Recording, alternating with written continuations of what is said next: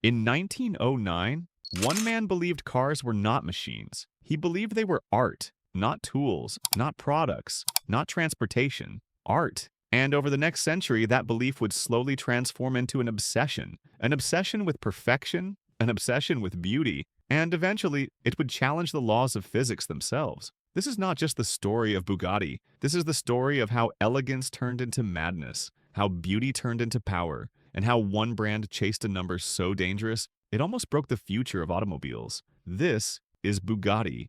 Before Bugatti was a brand, before it was a symbol of wealth, before it became a 300-mile-per-hour monster, it was the dream of a young Italian artist named Ettore Bugatti. Ettore was not raised around engines. He was raised around paintings, sculptures, and design. His father was a famous artist. His brother was a sculptor. So when Ettore looked at early automobiles, he didn't see engineering. He saw something ugly, heavy, clumsy, lifeless, and he believed he could do better, not by making cars stronger, but by making them beautiful. In 1909, in a small town in France, Ettore Bugatti founded his company. His vision was radical. Cars should be light, cars should be elegant, cars should look like they belong in a museum, and most importantly, cars should make people feel something. His early designs shocked the industry. They were smaller, lighter, and far more refined than anything else on the road. While other manufacturers focused on mass production, Bugatti focused on perfection. Every bolt, every curve, every line. Nothing was accidental. Bugatti's first major success came with the Type 13. It wasn't the fastest car, it wasn't the most powerful, but it handled like nothing else in its era. It was light, it was agile, and most importantly, it won races. Suddenly, people realized Bugatti wasn't just beautiful, it was dangerous. Ettore Bugatti quickly understood something powerful. Racing was the ultimate advertisement, and Bugatti began dominating. Bugatti cars started winning again and again. They weren't just competing, they were humiliating bigger, stronger manufacturers. Bugatti didn't fight with brute force. Bugatti fought with intelligence, and it worked. Then came the car that made Bugatti immortal, the Bugatti Type 35. To this day, it is considered the most successful racing car in history. Over 2,000 victories. Let that number sink in. 2,000. The Type 35 wasn't just fast. It was perfectly balanced, perfectly designed, perfectly engineered. Bugatti was no longer a brand. It was a legend. Kings bought Bugattis. Princes drove Bugattis. Celebrities showed off Bugattis. Owning a Bugatti wasn't about speed anymore. It was about status. Bugatti became the Rolls-Royce of performance, a symbol of taste, a symbol of superiority. But Ettore Bugatti refused to compromise. He refused mass production. He refused cheap materials. He refused shortcuts. And while his cars were masterpieces, the business began to suffer. Bugatti spent more than it earned. Every car was built like a sculpture, and sculptures are not profitable. Then tragedy hit. Ettore's son, John Bugatti, the future of the company, died in a testing accident. Bugatti lost not just a son, but its future. World War II followed. Factories were destroyed, resources disappeared, and slowly the Bugatti empire collapsed. By the 1950s, Bugatti was gone. Not bankrupt in reputation, but dead in reality. The world moved on. Faster brands, cheaper brands, bigger brands. Bugatti became a memory, a story, a legend of what once was. Bugatti was born as art. It conquered the racing world, it ruled the elite, and then it vanished. But legends don't die quietly, because decades later someone would try to revive Bugatti, not as art, not as luxury, but as the most extreme speed experiment humanity had ever attempted. And that rebirth would change everything. Bugatti was gone, but its name was too powerful to stay buried, because when a legend disappears, people don't let it rest. They try to bring it back, and almost every time they fail. In the late 1980s, an Italian businessman named Romano Artioli decided to revive Bugatti. He believed Bugatti deserved a return, not as a museum memory, but as a modern supercar empire. He rebuilt the factory in Italy. He hired the best engineers. He spent millions, and he created a car that shocked the world. The Bugatti EB110 was ahead of its time. Carbon fiber chassis, quad turbo V12, all-wheel drive. It was a technological monster. It was faster than Ferrari, more advanced than Lamborghini, and more complex than anything else on the road. Even Michael Schumacher bought one. But the problem wasn't the car. The problem was the world. The price was too high, the market wasn't ready, and the company burned money faster than fuel. By 1995, Bugatti collapsed again, for the second time. People started calling it a cursed brand. Every revival attempt failed. Every dream ended in bankruptcy. Bugatti was becoming a warning, not an inspiration, a brand too beautiful to survive. In 1998, Volkswagen did something no one expected. They bought Bugatti, not to make profit, not to compete, but to prove a point. Volkswagen wanted to build the greatest car ever created. Not the fastest, not the most luxurious, the greatest. No limits, no excuses, no compromises. Volkswagen gave Bugatti one mission: create a car with 1,000 horsepower, over 400 kilometers per hour top speed,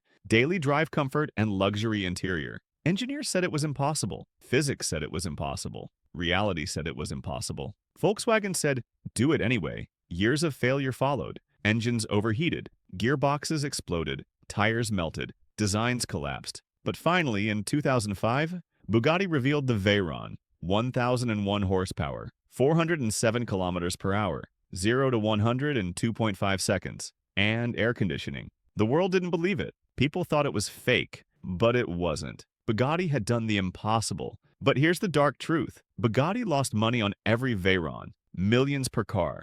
Volkswagen didn't care, because Bugatti was no longer a business. It was a statement, a declaration of dominance. Bugatti was back, not as art, not as racing, but as a god of speed. And this time the obsession had no limits. Bugatti had returned from death. It had conquered physics. It had humiliated reality. But the Veyron was only the beginning, because the next creation would push humanity even closer to the edge. And its name was Chiron. The Veyron proved something dangerous. That speed had no ceiling. And Bugatti realized they could go further, much further. After the Veyron, Bugatti faced a new problem. How do you improve perfection? How do you beat a car that already broke every record? Most brands would stop. Bugatti didn't. They redesigned everything. New chassis, new cooling systems, new aerodynamics, new suspension. Everything was rebuilt. And in 2016, Bugatti revealed its next monster, the Chiron.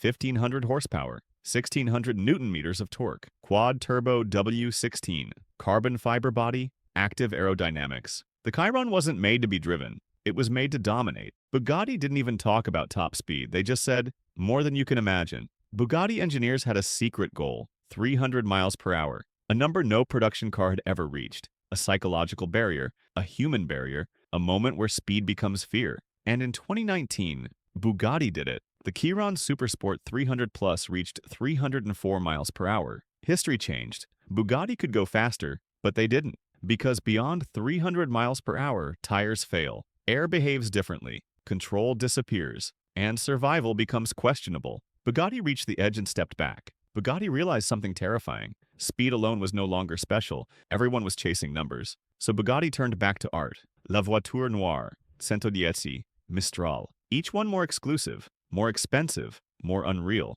Bugatti stopped building cars. They started building legends. Bugatti cars are too perfect, too complex, too expensive, too rare, and too disconnected from normal reality. Bugatti is admired but not loved, owned but not driven, and that creates a dangerous future. Bugatti had conquered speed. It had conquered luxury. It had conquered physics. But the world was changing. Electric cars were rising. Climate pressure was growing, and the question became unavoidable. Can a 300-mile-per-hour monster survive in a silent future? For over a century, Bugatti's identity was built on sound, the scream of engines, the violence of combustion, the roar of power. But the future was coming quietly, electric, silent, relentless. And Bugatti was standing directly in its path. Electric cars are faster than Bugattis in acceleration. They are cheaper, they are cleaner, they are easier, and they don't need 16 cylinders. For a brand built on mechanical complexity, this was terrifying, because Bugatti wasn't just selling speed. Bugatti was selling emotion, and electric cars had no soul, at least not yet. In 2021, everything changed. Bugatti merged with Rimac, a Croatian electric hypercar company, a company that believed batteries were the future. The message was clear. Bugatti could no longer survive alone. It needed electricity to stay alive. Now Bugatti had two identities, 1 foot in combustion, 1 foot in electricity, 1 foot in history, 1 foot in the unknown. The question was no longer, how fast can Bugatti go? The question became, what is Bugatti without engines? Cars like the Mistral were declared as the final W16 Bugattis, the end of an era, the last roar, the final breath of a mechanical monster. After that, Bugatti would never be the same again. Bugatti fans are afraid because electric Bugatti sounds like a contradiction, like silent thunder, like cold fire, like emotion without heartbeat. And Bugatti knows this, which is why they are trying to build not just electric cars, but emotional electric cars. Bugatti has realized something powerful. Speed can be beaten, power can be copied, but identity cannot. Bugatti is shifting from fastest to rarest, from performance to philosophy, from numbers to meaning. Bugatti survived wars, bankruptcy, death, resurrection, speed wars. And now it stands at the edge of its most dangerous transformation. Because what comes next will decide whether Bugatti becomes immortal or irrelevant. Bugatti was never built for the future. It was built for eternity. But eternity is changing. By 2030, the world will no longer measure cars by horsepower. It will measure them by efficiency, by intelligence, by responsibility. And Bugatti must decide, will it adapt or will it become a memory? Bugatti will still exist, but it will not look like today. The engines will be smaller, the sound will be different, the power will be electric-assisted, the experience will be more controlled, more digital, more intelligent. Bugatti will no longer fight physics. It will negotiate with it. Bugatti's greatest challenge is not speed, it is emotion. Electric cars are fast, but they are silent. Bugatti must create a car that feels alive without a heartbeat. They will use artificial sound, synthetic vibration, digital feedback, but the soul will never be the same, and Bugatti knows it. By 2040, Bugatti will no longer be about performance numbers. It will be about experience, design, exclusivity, and emotion. Bugatti will become closer to a luxury art brand than an automotive company. Every Bugatti will be a limited story, a collector's dream, a moving museum piece. By 2050, Bugatti may not even call its cars cars. They will be hyper-luxury mobility machines, autonomous when needed, manual when desired, silent when resting, violent when unleashed. Bugatti will survive by becoming something new. Will Bugatti still matter? Yes, but not to everyone. Bugatti will never be popular. It will never be practical. It will never be normal. And that is exactly why it will survive. Because legends are not made for crowds. They are made for history. Bugatti started as art. It became speed. It became madness. It became obsession. And now it must become balance. Bugatti's future is not about breaking records anymore. It is about preserving meaning. Bugatti is not the fastest brand. It is not the richest brand. It is not the biggest brand. But it is the most stubborn, the most emotional, the most human. Because Bugatti never wanted to build cars. It wanted to build dreams, even if those dreams were impossible, even if they were expensive, even if they were unnecessary. Bugatti exists to remind us that sometimes humans don't create things because they need them. They create them because they can. And as long as that spirit survives, Bugatti will never truly die. Bugatti was never just a car company. It was a belief that beauty could move, that machines could feel alive, that speed could become art. From dusty workshops in 1909 to breaking the 300-mile-per-hour barrier, Bugatti has never followed the world. It has always challenged it. And today, as engines grow quieter and the future becomes electric, Bugatti stands once again at the edge of change. Not knowing exactly what it will become, but refusing to disappear. Because legends don't die when technology changes. They only transform.